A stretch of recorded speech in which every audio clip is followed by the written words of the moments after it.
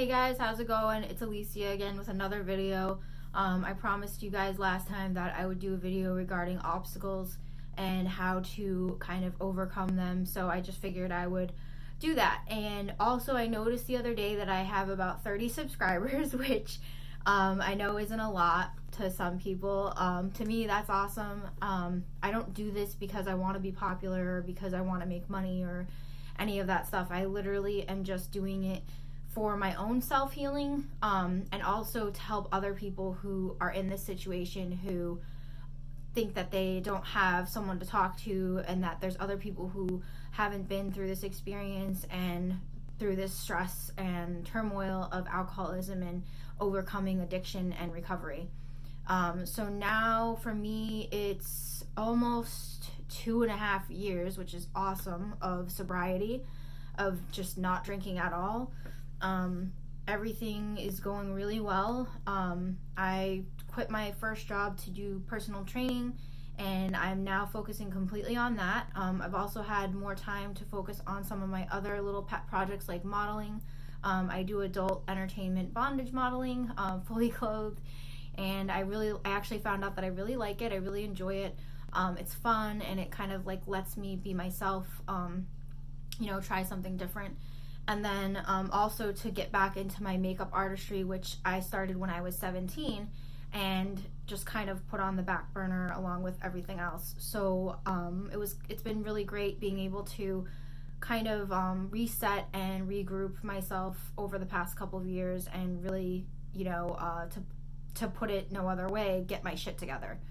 So to start off, I wanted to let you guys know that in addition to some of the tools that I've used to overcome addiction, besides Alcoholics Anonymous, Smart Recovery, counseling, and being on prescription drugs, I also did a lot of reading. There were a lot of books that it was interesting because as I started reading them, a lot of the books referred to each other in the books. So it was pretty cool because I was like, wow, like all these books are connected and they all have kind of a similar theme and they all really helped me a lot. So I thought I would just kind of go over those a little bit and hopefully you guys might find that helpful. All the books that I read were really interesting and some of them were pretty fast reads. The great thing about some of the books that I chose is that they're available relatively inexpensive online. You can get them through selling apps like Mercari or eBay for relatively inexpensive, for less than $5. So it's a good investment in your future, and if you don't typically read, it's a good way to kind of get back into reading because it's going to help you with your recovery. One of the first books, and I just have a sticky note because I think I let someone borrow this book and I didn't get it back, so I'm a little disappointed. I wanted to show you guys. It's called The Power of Habit by Charles Duhigg, and it's actually a really, really good book.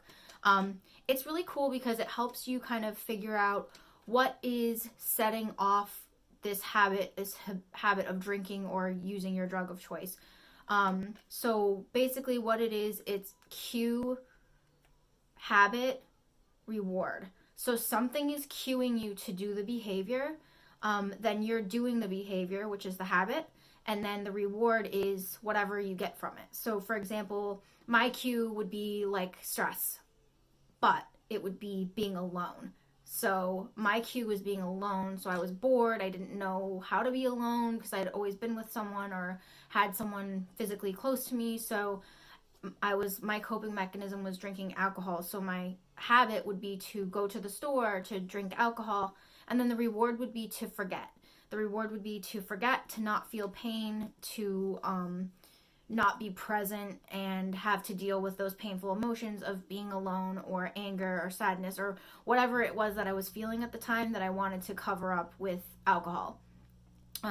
So when you read that book, The Power of Habit by Charles Duhigg, it really helps you kind of see the behavior for yourself, and then you can kind of address it better. I feel like sometimes when we're in something that's negative, a negative behavior, we don't necessarily see the behavior, or we don't want to acknowledge the behavior. So when you kind of are more objective about it, then you're like, wow, I can't believe it. Like this makes so much sense, and here are some of the behaviors I do. And then once you're aware of them, you can actively work to address them. Another book that I read, which was at the beginning of my journey, And this was actually before I read The Power of Habit. This book is called The Road Back to Me by Lisa A. Romano. She actually has a YouTube channel, and she helped me so much. Like, I can't tell you how much she helped me when I first was on my recovery journey. This was before I actually admitted that I had a problem, but I was starting to kind of get it together. And what happened was I ended a narcissistic abusive relationship, which had spiraled my alcohol addiction out of control. Before I had met this person who abused me, I was drinking, but not like excessively, you know, like socially drinking, pretty normal, I guess you'd say, maybe to some people, maybe not to others, I'm not sure. But either way, my alcohol use didn't seem to be out of control, as it were. After the abusive relationship, I left the abusive relationship and started to figure out my situation and kind of address the behaviors that were causing me to continue to fall into these relationships that were abusive and not good for me. So I went, you know, and whenever you're in pain and stuff, you kind of scour the internet thinking like, okay, I've got to get help. I've got to figure out what I'm doing wrong here. And I stumbled across her channel on YouTube, Lisa A. Romano, and she was talking about narcissistic abuse and codependency, which I'd never heard of before. And then once she started talking about these phrases, including detachment, she was talking about detachment, which is another great tool to use to get away from someone who is negative and abusive to you. It started kind of coming together, and she had mentioned this book, and so I got it and I read it, and oh my god, just that really helped me so much to address some of those negative behaviors that had gotten me into that situation in the first place. So I wanted to talk about that one. As I mentioned, she talks about detachment, which is not just something that she talks about. There's a lot of psychologists that talk about it. They also talk about it in Al-Anon. I did go to Al-Anon when I was in that relationship. That kind of honestly helped me as well. That was one of the first places I went to where they started talking about detachment. So in this video, I had mentioned talking about obstacles, and an obstacle can be a person. So in my situation, this person was creating a very large obstacle for me to get into recovery and to be able to take care of myself and deal with my alcoholism. So this person was creating an obstacle for me because they were taking up so much of my time, and I was codependent with them. Because they were narcissistic and I was codependent with them, I didn't know how to function without them, so I would just pour all my time, my energy into them, and that's when the heavier drinking started, because this person happened to also be an alcoholic and a drug user. The drug use I didn't know about until after, and the alcoholism I didn't know was to the extreme that they had it. For example, this person would constantly relieve themselves in the bed from over drinking. They would hide empty alcohol bottles in their shoes and stuff like that, like strange behaviors that only an alcoholic would do, or an alcoholic would be aware of and know about. So things like that, and obviously his behavior was just out of control. So because I was in that codependent relationship and I didn't see how negative it was and how much of an impact it was having on me, I would cope with alcohol. So that's kind of where that situation really started to get pretty bad. So talking about obstacles, another book that I read, it's really great. It's called Essentialism by McKeown. I'm probably saying that name wrong. This is such a great book. This book really, when you read it, it helps you break down, and the thing with this book is it actually helps with your personal life, with your business life, everything, and it really helps you figure out what your priorities are. So for me, when I was starting to get into recovery and get better, the thing that I needed to prioritize was my sobriety. So this book really helped me kind of realize, like, you know what, those relationships that aren't healthy for you, and those behaviors that aren't healthy for you, and those negative people that are around you, they're not essential. So you need to drop those people. You need to remove those boundaries or those obstacles from your life because they're causing you to not be able to become sober. Obviously, there's so many other obstacles that we all face in life. The thing is, you have to become aware of when you are creating obstacles for yourself. If you can do that, your life will be a lot less stressful. So, for example, if you have a vehicle and maybe it needs some work and the work is going to cost you like $250 or whatever, let's say it's $1,000. That's probably a lot of money for a lot of people. Sometimes $250 is a lot of money for people. So in my mind, it would be logical to pay for the repairs instead of getting a new vehicle, losing more money on a deposit, paying a month-to-month bill where you can just pay for that repair and it'll last you another 6 months to a year. So you have to kind of think of it like that too. Is like, okay, am I creating stress for myself by getting a car loan and taking on this additional debt? You know, is this really necessary? Or am I just falling into the trap of the American dream, as it were? And I don't mean to get off topic here. I'm not trying to talk about like minimalism or anything like that. We can talk about that in a later video. I just use that as an example of how to prioritize things. So this is a really good book to help you do that. And to kind of focus on what is important. So you need to focus on the relationships that are going to be positive to you and that are going to help your sobriety. The job even that you do, like I've mentioned multiple times in my videos, I gave up my first job that I was making like, $53,000 a year at because it wasn't satisfying me. It wasn't making me happy. It was adding unnecessary stress to my life. Like, I would get these Sunday night scaries. I'm sure you guys have heard of that.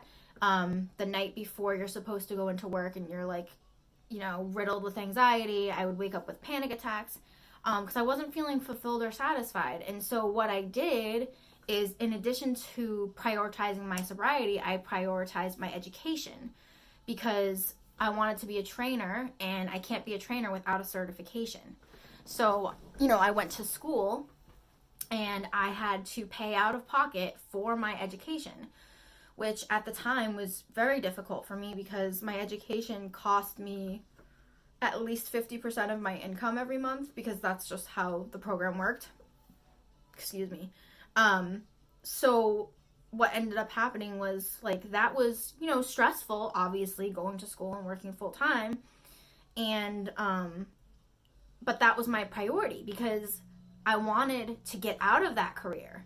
So I had to funnel my income towards that education because that was my priority.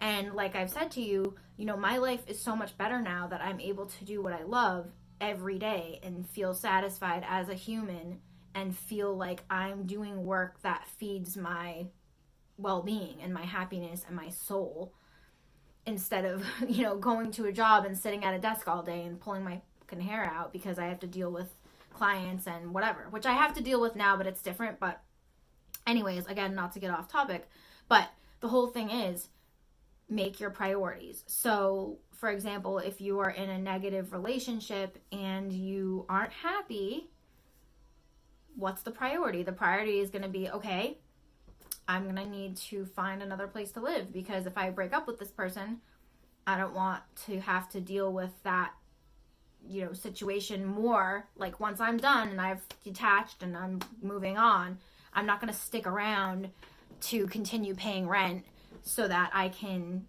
be around this negative person. So, when I was getting out of that situation with the narcissistic abuse, I started pocketing money away every month and I started packing stuff and, like, secretly I ended up getting some friends together. My dad came up from, 300 miles away to help me get out of that situation. And literally, once I was ready and I had that other apartment booked, I called up my friends and was like, tomorrow's the day. So everyone came at, like, whatever time, 8 o'clock in the morning, 8:30, whatever time it was.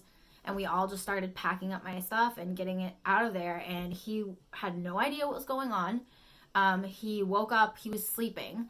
and was like, oh, what's happening, blah, blah, blah. No, like, honestly, to this day, it baffles me that he thought I was going to stick around, like, after all the stuff that he put me through, which I can get into later if you guys want to hear about it.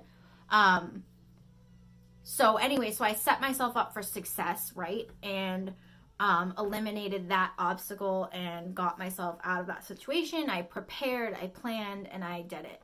Was it easy? Absolutely not. It was incredibly difficult. I had no bed, so I slept on a blow-up mattress, thankfully, that my aunt let me use.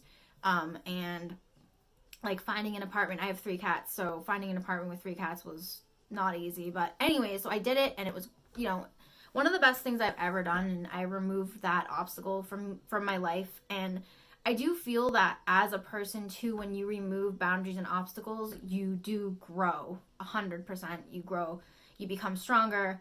It also teaches you how to kind of read people and figure out situations ahead of, you know, when they do, I guess. Like when you meet someone, it's like, okay, I see how that person's behavior is.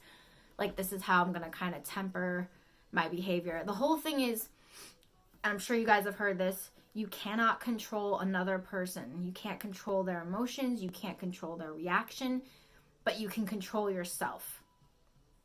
So just thinking about that alone is very powerful because it gives you the power to take control of your situation. You have a choice every day to be happy. You have a choice every day to be with the person that you're with.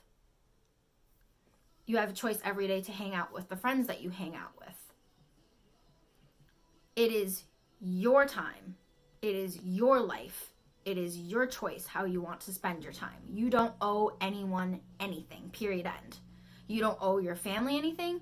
You don't owe your friends anything, okay? Your sobriety is number one, and as soon as you make that your priority, then everything else will fall into place. And your true friends and family will understand because they understand how important your sobriety is to you. And if they don't, that's not a healthy dichotomy. I mean, your family, if your family doesn't support you giving up alcohol or your drug of choice, what does that really say about that relationship? And I get it. A lot of people are like, oh, it's family, family's forever. Okay, but there's still people, and people can hurt you. Family members can hurt you. Friends can hurt you. Anyone can hurt you. So you need to worry about yourself and your safety and your health because that's what matters. Because at the end of the day, you have to live with yourself and you have to live with the choices that you make. They don't have to live with the choices you make, right? If you get a DUI, they don't have to deal with it. Maybe they'll bail you out. Maybe they'll give you money for an attorney or whatever, right? But they don't really have to deal with the situation. You do. You have to deal with the pain and the bullshit and the emotional stress and turmoil. So think about that. Think about what's best for you. So again, you know, creating obstacles for yourself, avoiding those obstacles, noticing obstacles when you see them. People are very complex. You know, there's a lot of good people out there and there's a lot of negative people that want to hurt you and bring you down to their level because of their trauma, because of their insecurities. There's a lot of people who don't actively work on improving themselves. And it's not easy. You know what I mean? Like, I have anger issues, don't get me wrong, but I'm a lot better than I was when I was 19, for example. So I think if you are a good human and you realize that you have issues that you need to work on, it can only get better as long as you're actively working. And you know what? Nobody's perfect. You're going to make mistakes. You may give up alcohol and you may remove all these obstacles and focus on your sobriety and then fall flat on your face in a month because you can't handle it. And you know what? That's okay.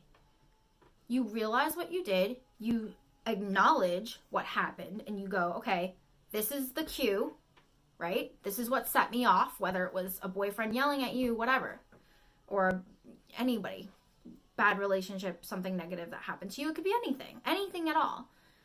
The habit, which is drinking alcohol or your drug of choice, and the reward is forgetting, not dealing with that pain, that trauma, right? So then you go, okay, this is a continual behavior that happens to me. This is a continual cue. For example, a bad boyfriend that continues to happen.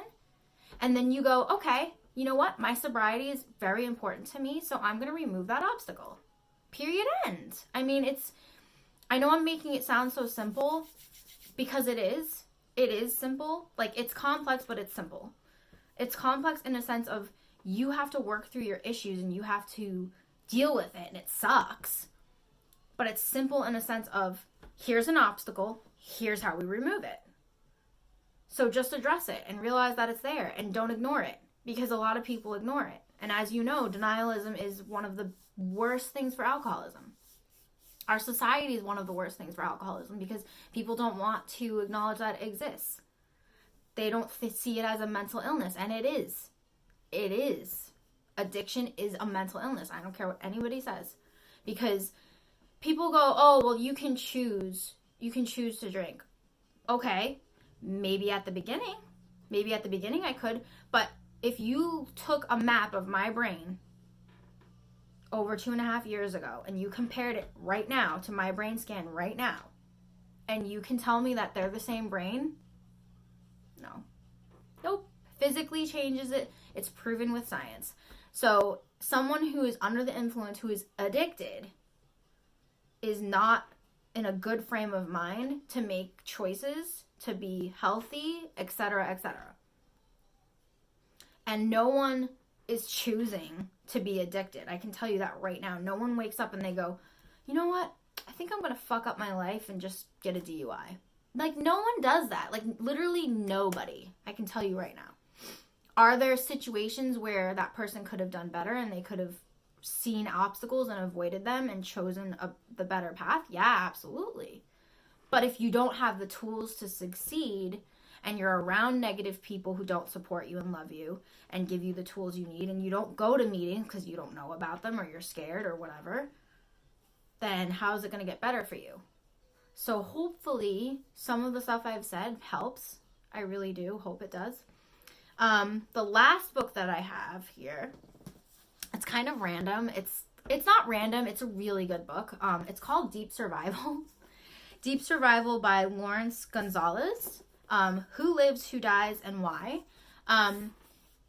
You're probably thinking, how does that have to do with this? Well, it kind of does, because it actually talks about obstacles and boundaries. So you're an obstacle. You're an obstacle for yourself, right? So as you're reading this book, there's a lot of people that you're reading it and you're like, oh my God, they're so stupid. How did they not do that? For example, there are some, and I'm sorry, because there's a lot of people who died in this book, so this is not to be disrespectful, but there were some people who, for example, they really wanted to go kayaking. I'm paraphrasing because I don't actually remember the details. They really wanted to go kayaking, and the water in the river that they were going to be kayaking in, or I think it was whitewater rafting, I'm not sure, was extremely volatile, to the point of where there were literally whole trees flying down the river at, like, you know, however fast they go, but it doesn't matter because, hi, it's a tree. Like, if a river is moving down and there's a literal trees, like, moving, then do you think you should maybe not go in it, right? I mean, I'm not an expert or anything, but I wouldn't think you would do that. So these people were like, they wanted to do it so bad, and they were experienced and everything else, so they were like, you know what, we're gonna do it. And someone died. So it's kind of like a very similar situation where it's like, oh, I keep getting all these bad relationships, or I keep sleeping with people I don't know, or I keep having these financial problems because of alcoholism or my drug of choice, right? So it's kind of like the same thing where it's like, hey, maybe don't do that. So anyways, I don't want to keep on ranting. I hope this helps you guys. I really do. Just to go over the books again, it was The Power of Habit by Charles Duhigg. It was The Road Back to Me by Lisa A. Romano. And like I said, she has a YouTube channel you guys should totally check out. It's very, very helpful. Love it. Essentialism by Greg McKeown. I know I'm saying that wrong and I'm sorry. And then the very last book is Deep Survival by Lawrence Gonzalez. So hopefully my little spiel helped you guys. If you want me to go into more details or if you have specific questions, please feel free to ask. I am always available to respond. I know sometimes I'm terrible about going back and checking to see if there's any comments, but I do actually check them, and I am here as a resource for you guys to help you. And if you do have another video that you want me to do, just please let me know. I'm more than happy to do it.